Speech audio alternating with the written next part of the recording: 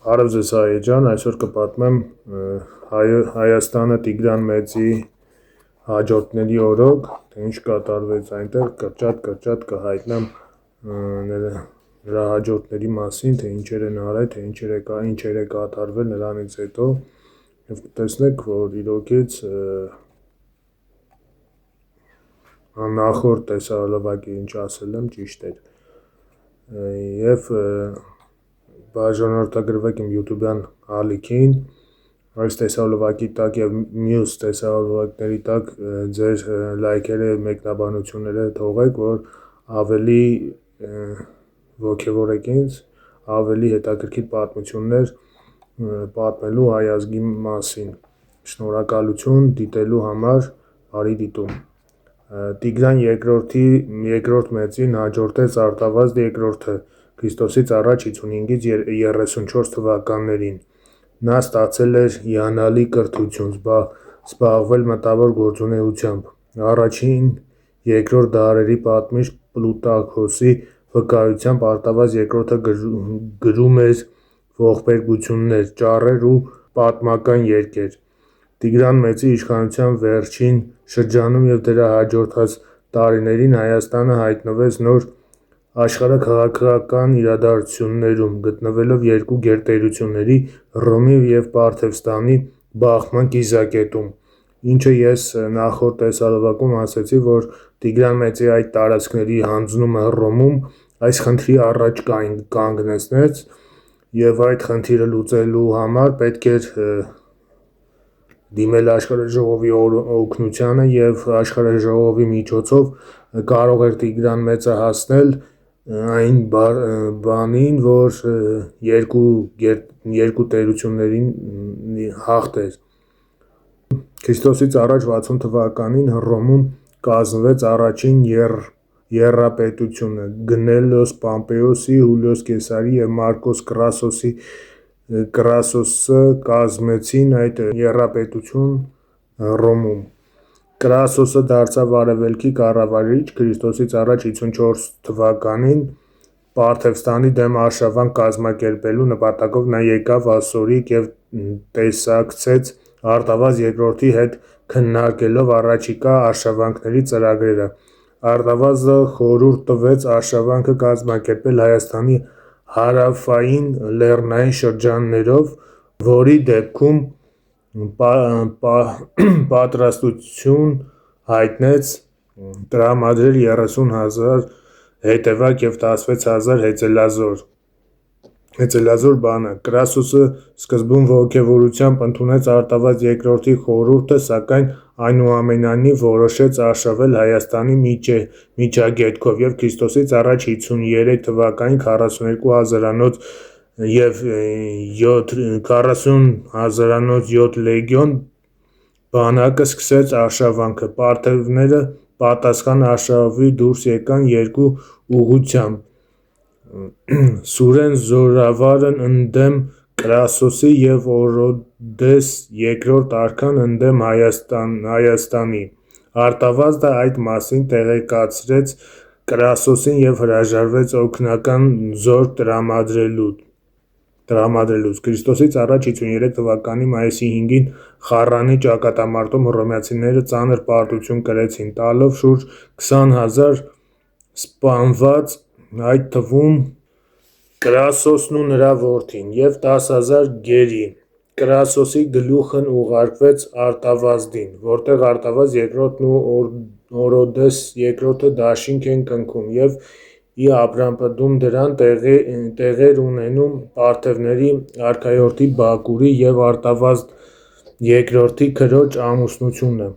Կրասոսի գլուխն արտաշատ հասավ այն պահին, երբ երկու արքաները թատրոնում դիտում էին Էվրիպիադա Բաքոսների ողբերգությունը։ Կրասոսի գլուխը նետվեց հայոց եւ պարթեւաց արքաների առջեւ՝ ի նշան հաղթանակի։ Հայերը եւ պարթևները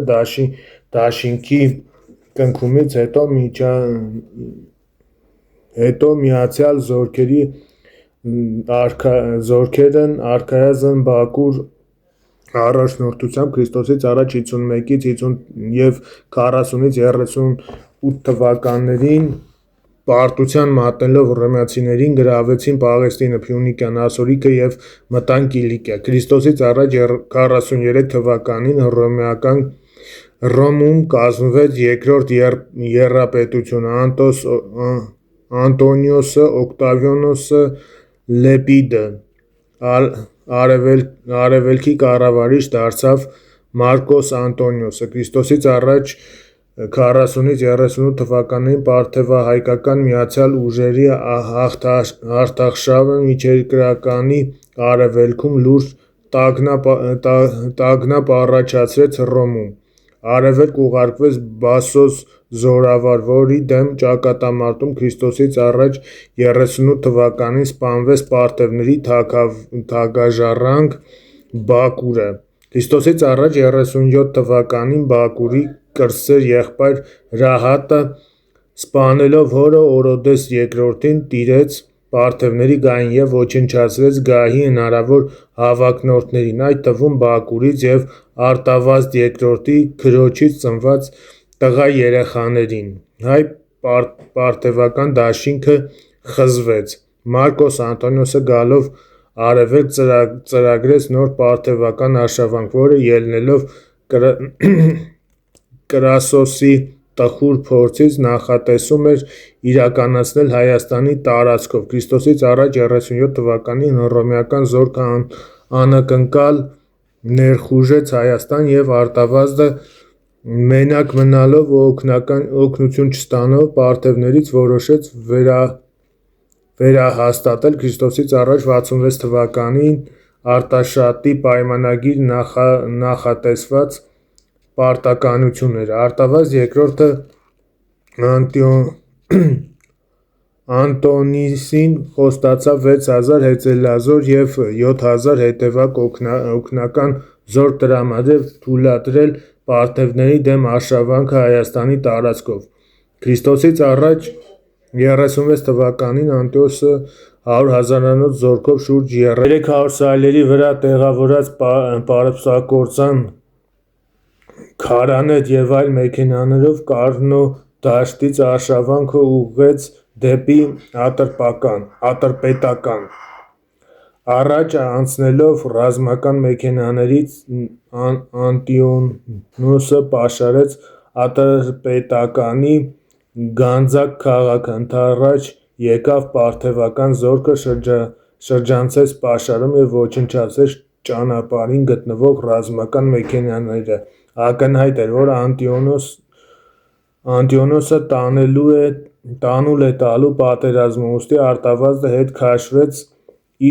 քաշեց իր զորամասերը և չմասնակցեց պատերազմին։ Անտոնիոսը ծանր պարտություն կրեց և աշնանը նահանջեց Հայաստան։ Արտավազդ II հռոմեացիներին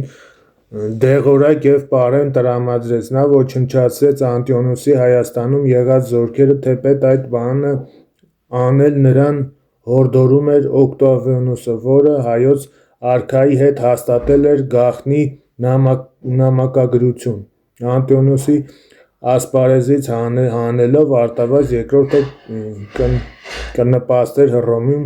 միակենտրոն իշխանություն հաստատելը, որն ի վերջո չարիք էր դառնալու նաև Հայաստանի համար։ Հռոմեական զորքին ընդհանուր առմամբ տվեցին 35000 զոհ, չնվաճելով անգամ մեկ թիզ հող։ Անտոնիոսը շրջապատեց Եգիպտոս իր կնոջ Կլեոպատրա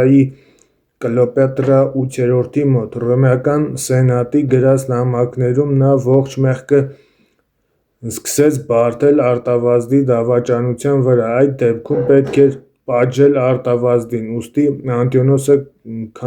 քանիցս փորձեց խաբեությամբ ձերբակալել նրան, սակայն ապարդյուն։ Քրիստոսից առաջ 34 թվականին Անտոնիոսի զորքերը անակնկալ ներխուժեցին Հայաստան։ Արյունահեղությունից խուսափելու նպատակով հայոց արքան գնաց բանակցությունների։ Անտոնիոսը խաբեությամբ ձերբակալեց Արտավազդին, նրա կնոջն ու երկու որդիներին։ Հայոց բանակն արքայի ձերբակալությունից անմիջապես հետո թագավոր հռչակեց նրա որդի Արտաշես II-ին, Դատելով փաստերից այդ քայլը հրահանգել էր հենց Արտավազդ երկրորդը, այսինքն նա աչքի առաջ ուներ նաև վատթարագույն տարբերակը և այդուհանդերձ գնաց անձնազոհ քայլի։ Քրիստոսից առաջ 34 թվականին Արտաշես երկրորդը անհաջողություն կրեց իր զորքերով ապաստան գտավ Պարթևստան։ Անտիոնոսը Հայաստանում թողնելով հռոմեական կայազորը վերադարձավ Եգիպտոս։ Նա Ալեքսանդրիայում կազմակերպեց հաղթահանդես, որի ընթացքում պահանջեց, որ գերեվարված Արտավազդն ու նրա ընտանիքը խոնարհվեն և երկրպագեն Կլեոպատրային, դրա դիմաց ազատություն ստանալով, սակայն պատվարժան հայոց արքան և նրա ընտանիքը կտրուկ մերժեցին Անտիոնոսի առաջարկը, արժանանալով անգամ թշնամու հռոմեական միջավայրի հասմունքին։ Ոչ աղերսեցին նրան Կլեոպատրային, ոչ իսկ երկրպագեցին, թեպետ նրան շատ էին ստիպում և շատ էին հուսադրում, ազատություն խոստանալով, ու որովհետև նրան պարզապես իր անունով կոչեցին, նրանք վեհամիտ մարդկանց համբավ շահեցին։ Դիո Կասիոսը Հռոմեական պատմություն։ Գերագույն իշխանության համար Անտիոնոսի և Օկտավիանոսի պայքարը Հռոմում վերջնականապես հասավ Քրիստոսից առաջ 31 թվականի սեպտեմբերի 2-ին Ակտիումում ծովամարտում։ Անտիոնոսը պարտվելով ինքնասպան եղավ, նրա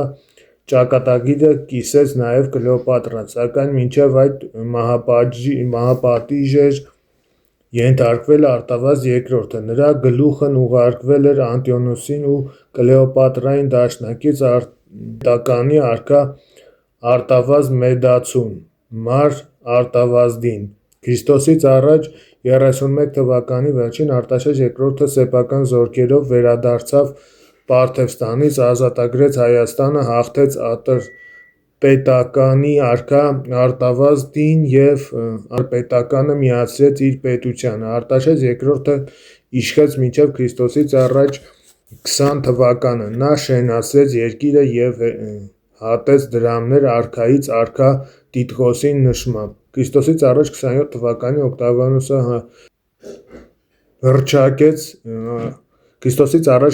թվականին Օկտավիանոսը հռչակեց միապետ ստանալով Օգոստոս սրբազան աստվածների կողմից բարձրացված պատվանունը։ Քրիստոսից առաջ 20 թվականին գալով ասորիկ նա ծրագրել էր հայոց թագավոր դարձնել Տիգրանին, որն Արտավազդ երկրորդի գերված որդիներից էր։ Երբ հռոմեական զորքը նոր միայն հատում էր Հայաստան սահմանը, Արտաշես երկրորդն անհայտ հանգամանքներով սպանվեց, իշխանափոփոխություն տեղի ունեցավ առանց պատերազմի։ Տիգրան III Մեծ Հայքում իշխեց Քրիստոսից առաջ 20-ից 9 թվականներին։ Օկտավիանոսը նրան գահ էր բարձրացրել պայմանով, որ հայոց գահի վրա նրա հաջորդին նույնպես պետք է որոշեր Հռոմը, սակայն հռոմեական կայսրությունը հիմնադիրը սխալվեց իր հաշվարկներով։ Հայաստանում որոշ ժամանակ իշխելուց հետո Տիգրան III-ը հոգեբանորեն վերահայացավ և գիտակցելով ժառանգականության կարևորությունը արքայական իշխանության համար, գահաժառանգ հռչակեց Տիգրան անունով որդուն, որն էլ նրան մահից հետո գահ բարձրացավ քրոջ Էրատոյի հետ համատեղ։ Հռոմը չէր հաշտվում Հայաստանի իր ազդեցության կորուստի հետ։ Քրիստոսից առաջ 5 թվականին ուժով գահ բարձրացրեց Տիգրան IV-ի հորեղբայր Արտավազդ III-ին։ Արտավազդ երկրորդի գերի տարված մյուս որդին, որը 29 տարի ապրելու էր հռոմեական միջավայրում, Քրիստոսից առաջ 2 թվականին հայերը գահ ընկեց արեցին Արտավազդ III-ին և կրկին գահ բարձրացրին Տիգրան IV-ին և նրա քույր Էրատոյին։ Օկտավիանոսը ստիպված էր հաշվի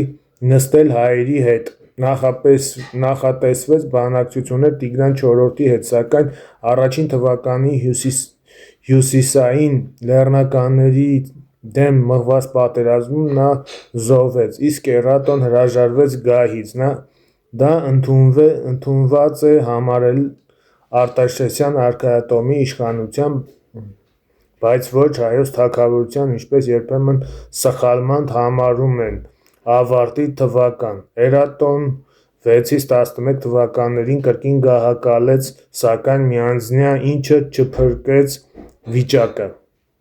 Այսքանը շնորհակալություն դիտելու համար և մի շնորհ հետաքրքիր պատմություններ հայ ազգի մասին։